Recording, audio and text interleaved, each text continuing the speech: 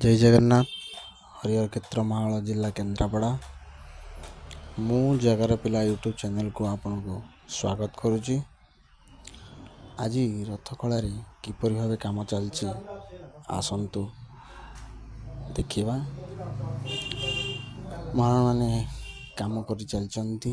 ଦେଖନ୍ତୁ ଚକ କାମ ଚାଲିଛି।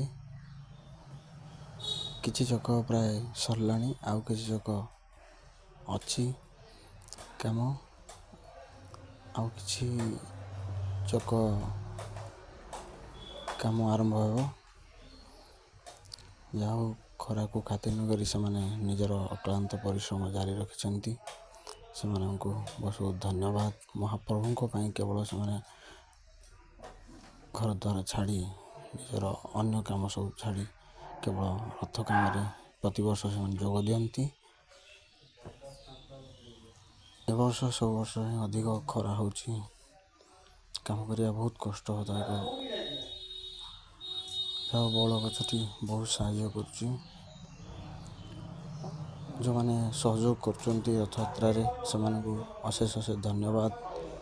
ଯାହା ହଉ, ସେମାନଙ୍କ ଯେଉଁ ଇଚ୍ଛା, ସେମାନଙ୍କର ଯେଉଁ ଉଦ୍ୟମ ମହାପ୍ରଭୁଙ୍କ ପାଇଁ, ମହାପ୍ରଭୁ ସେମାନଙ୍କୁ ବହୁତ ଭଲରେ ରଖିବେ। ରହିଲି। ଜୟ ଜଗନ୍ନାଥ।